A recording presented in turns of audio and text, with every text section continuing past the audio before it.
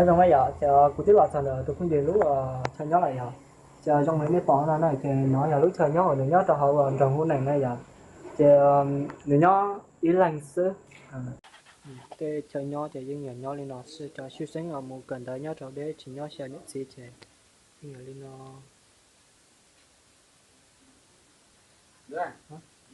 vâng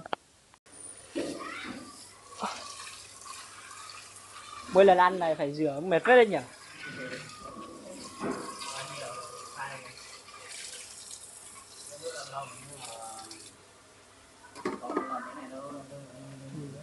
Đây là cuộc sống sinh viên nhá.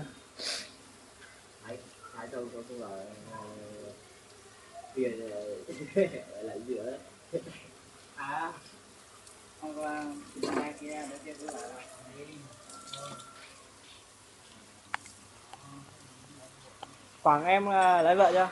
Em chưa. Chưa.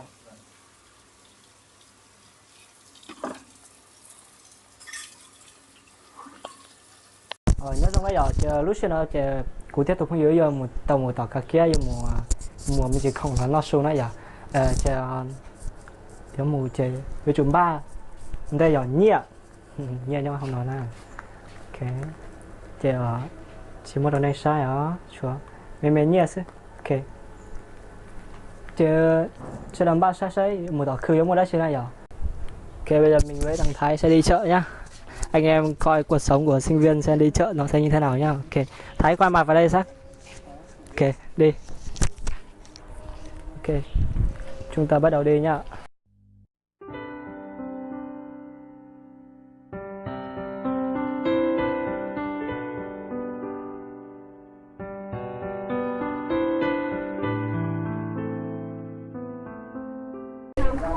Ướp một sòn này rồi, chở một sòn kia. Tôi thấy giờ mùa rau mùa không là món ngon này. Đó chờ giờ nó muôn rẻ đó rồi. Ở giờ mùa cho bể nó nè. Thì nó chờ chờ 3 sáu giờ mùa sáu tờ. Nhưng mà đến bọn nó nó chỉ cho phong giờ ở cho nhà là ở mùa cái thì mùa sốt giá thế giờ. Chờ cụ tôi phong giờ mùa trò tờ nó là chờ sáng này vô nó xí này.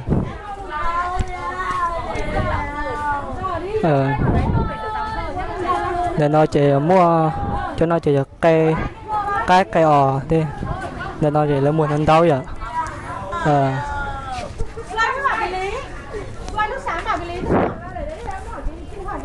Ăn gì đấy Thái à?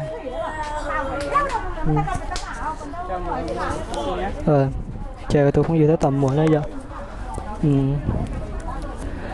Chờ thế tỏ vừa mùa cho nó cho mùa tàu cua hầu này à trời nó này xoay này nè. Ok thì nó này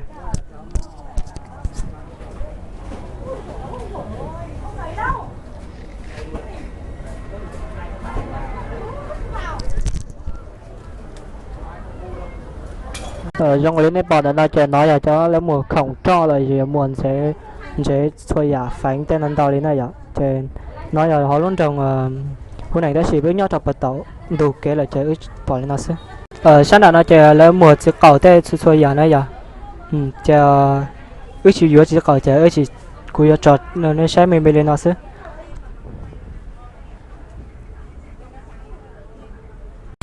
Chờ tôi không vừa đó tàu là vô mòn cái nữa này. Thái tì là sao gì sao? Chờ tất tỏi vừa tỏi xe này vừa hành động cái này.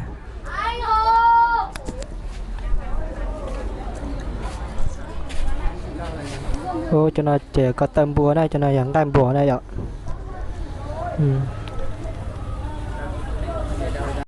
Để nó nói vậy chờ người tất tỏi vừa cái này vừa anh gầu bé xíu này vậy. Chờ cho nó dẫn cái bùa.